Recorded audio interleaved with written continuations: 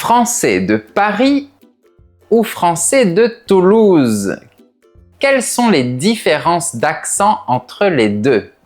Attention, je vais parfois exagérer les accents pour que les différences soient plus faciles à entendre. Dans la vraie vie, tous les Parisiens ne parlent pas de la même façon et tous les Toulousains non plus. Quand je parlerai de l'accent parisien, je parlerai en fait d'une prononciation urbaine assez courante dans la région parisienne. Par contre, pour la prononciation de Toulouse, attention parce que les accents varient énormément. Certaines personnes ont un accent très marqué, surtout en périphérie de Toulouse. D'autres ont seulement une légère intonation du sud. Avant de commencer, n'oublie pas de t'abonner et c'est parti pour le match Paris contre Toulouse! Commençons rapidement avec une différence assez facile à entendre. Le E muet.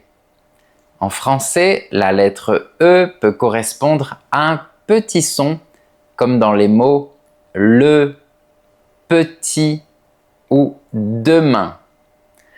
Dans une prononciation parisienne courante, ce son disparaît très souvent. Par exemple, à Paris, cette phrase peut devenir « Je te le demande ». Plusieurs petits « e » ont disparu. La phrase est devenue plus courte et les consonnes se retrouvent collées. À Toulouse, on a traditionnellement tendance à conserver un peu plus ces sons. Je te le demande. Le E peut également être légèrement prononcé à la fin de certains mots dans un accent toulousain marqué. Par exemple, à Paris, une petite fille. À Toulouse, une petite fille. Attention, le son final reste léger. Il ne faut pas dire une petite fille. Ce serait super bizarre de faire ça. Mais ce n'est qu'une petite partie de l'accent. Prenons maintenant le son O. En français, il existe principalement deux manières de prononcer ce son. Il y a le son O qui est fermé, comme dans les mots beau ou dos.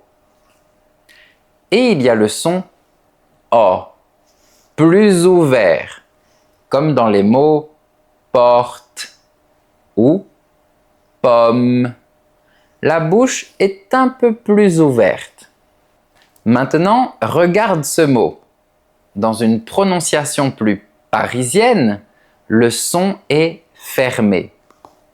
O, une rose. Le O ressemble à celui du mot beau. Dans un accent toulousain traditionnel, le O peut être plus ouvert. Une rose. Cette fois, le son ressemble à celui du mot pomme. Même chose avec ce mot.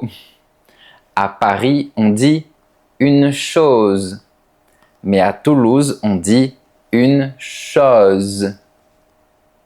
Pareil avec cette couleur. Comment on la prononce? Ça dépend. À Paris, on dit une voiture jaune, mais à Toulouse, on dit une voiture jaune. Tu peux entendre cette caractéristique dans ma propre manière de parler. Je prononce ce son à la manière toulousaine. D'ailleurs, quand je me présente, je dis « Salut, moi, c'est Guillaume ».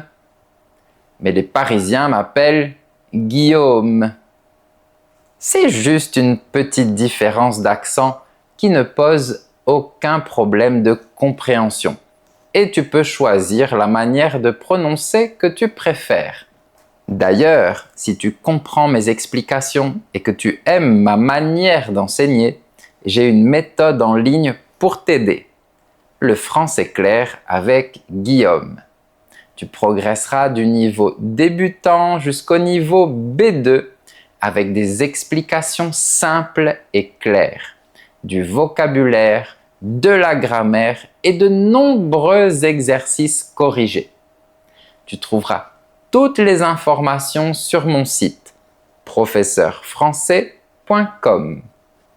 Quand on a les lettres ET à la fin d'un mot, comme ceux qui apparaissent à l'écran, on dit « est » ou « et ».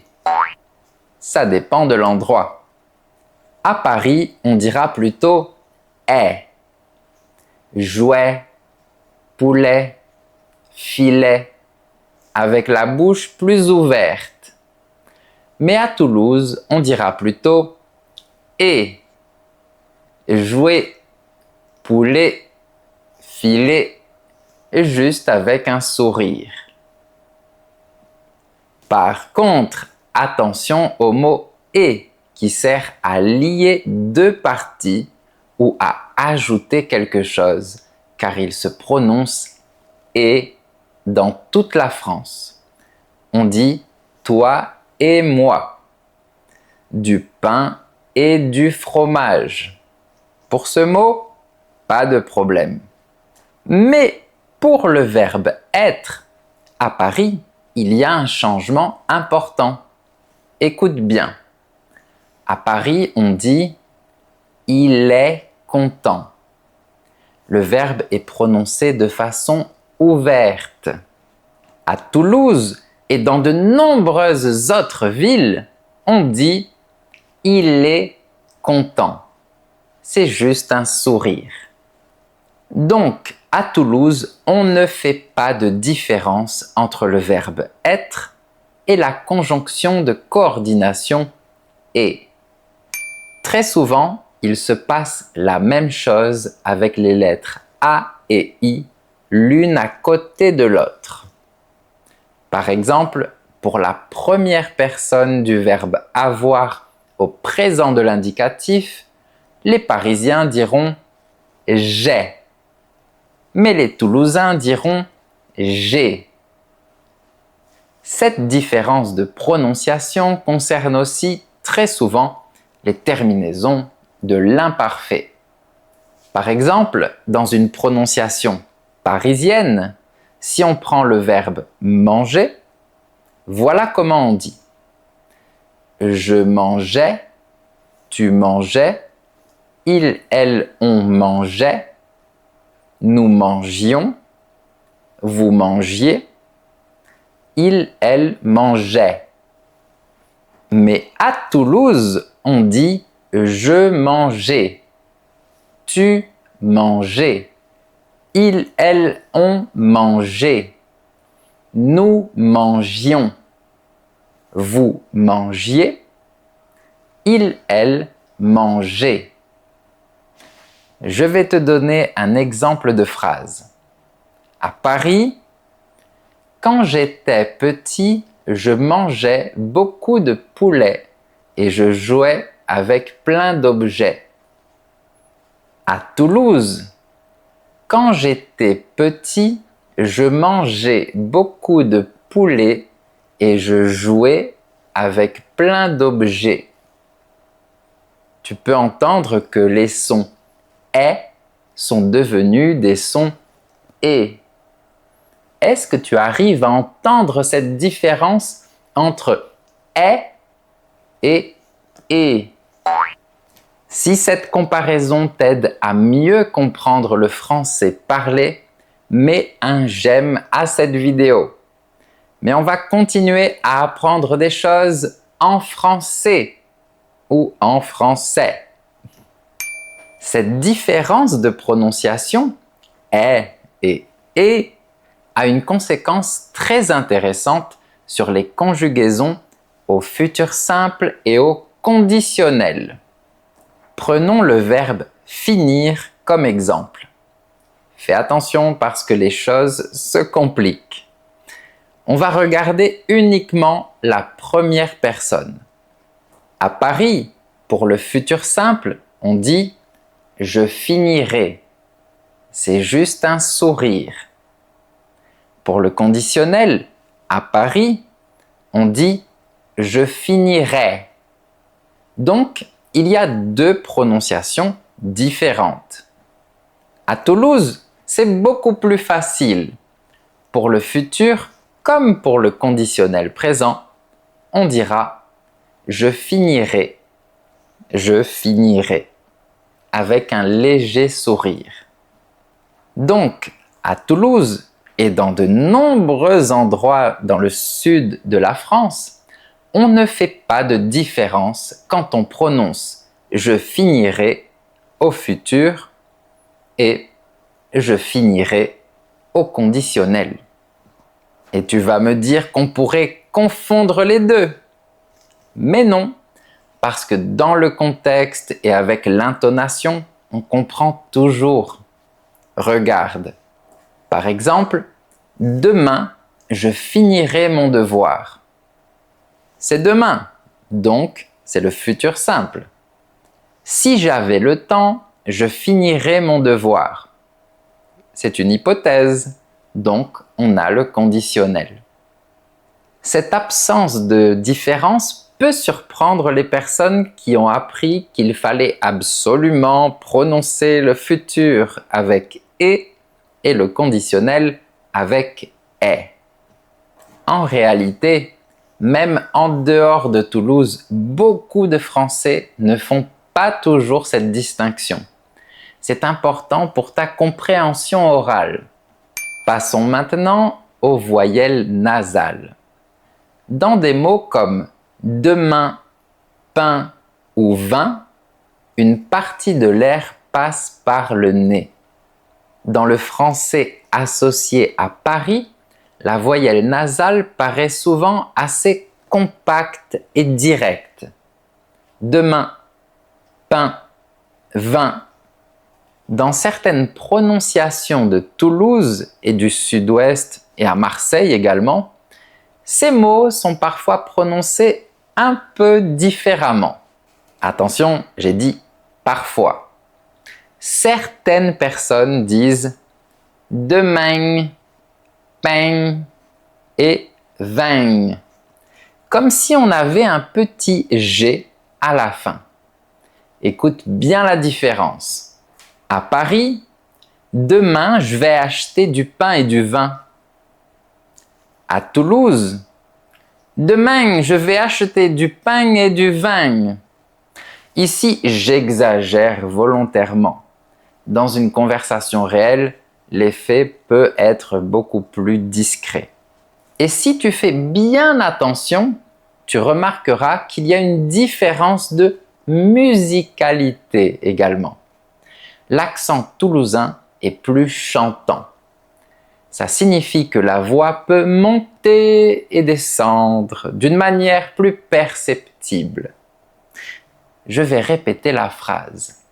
À Paris, demain, je vais acheter du pain et du vin. À Toulouse, demain, je vais acheter du pain et du vin.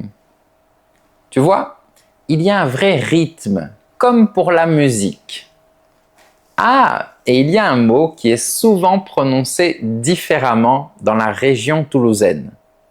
Tu sais que, généralement, on ne prononce pas le S à la fin des mots en français. Eh bien, à Toulouse, il y a un mot pour lequel cette règle ne fonctionne pas comme ailleurs. C'est le mot « moins ». Dans la région toulousaine, beaucoup de gens disent « moins » au lieu de « moins ». C'est marrant. Et il y a une chose que tu ne sais peut-être pas, mais presque tous les ans, on fait des sondages pour savoir quel est l'accent le plus sexy de France. Et généralement, c'est toujours l'accent du sud-ouest qui gagne. Je suis sûr que c'est par rapport à cet aspect chantant. D'ailleurs, je pense que c'est important de parler de l'origine de cet accent méridional, c'est-à-dire l'accent du sud. Pour le faire, il faut parler de l'occitan. Pendant des siècles, dans une grande partie du sud de la France, les habitants parlaient différentes variétés d'occitan. L'occitan n'est pas du mauvais français et ce n'est pas simplement un accent. C'est une véritable langue romane comme le français, l'espagnol, l'italien ou le portugais. Quand le français s'est progressivement imposé dans ces régions, les habitants l'ont prononcé en conservant certaines habitudes de leur langue régionale. Petit à petit, ça a participé à la création des différents accents du sud de la France. On pourrait donc dire que l'accent toulousain a conservé un peu de musique occitane. En plus des accents, il y a parfois de petites différences de vocabulaire. Par exemple, à Toulouse et dans le sud-ouest en général, pour acheter une viennoiserie rectangulaire avec du chocolat à l'intérieur, tu demandes généralement une chocolatine. À Paris, tu demandes un pain au chocolat. Mais ce n'est pas le but de notre vidéo qui se concentre sur les accents. Et à ce stade de la vidéo, tu te demandes peut-être quel accent j'ai quand je parle. Eh bien, j'ai l'accent de Toulouse, mais pas totalement. Je prononce un peu plus le E muet, comme à Toulouse, mais je le coupe de temps en temps comme un Parisien. Je prononce la lettre O de manière plus ouverte. Je dis une chose.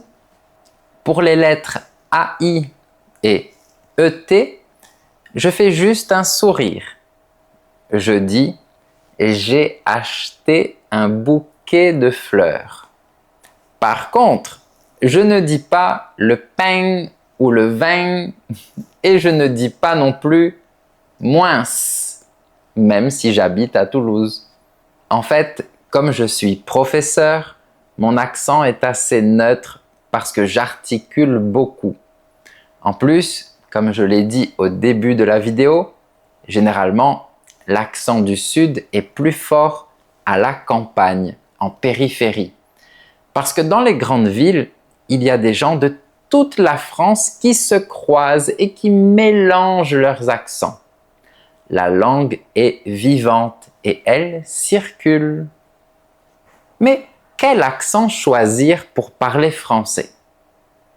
Tu n'as pas besoin de choisir immédiatement un accent. Pour parler clairement, tu peux apprendre une prononciation assez standard, comprise dans toute la francophonie. Mais pour bien comprendre les francophones, tu dois exposer ton oreille à différentes manières de parler. Concernant ton apprentissage du français, travaille ta prononciation pour être compris, mais ne cherche pas obligatoirement à effacer toute ton identité. Si tu as un petit accent, ça peut être très charmant et c'est ce qui te rendra unique. Maintenant, dis-moi, quel accent français est le plus facile à comprendre pour toi? L'accent de Paris, de Toulouse, du Québec ou un autre accent? Est-ce que tu me comprends bien quand je parle? Et dans ton pays, est-ce qu'il y a une grande variété d'accents? Dis-moi ça dans les commentaires. Pour aller plus loin en français, n'oublie pas de t'inscrire à ma newsletter et d'aller sur mon site professeurfrançais.com pour découvrir ma méthode et progresser en français. Vive les accents et à bientôt!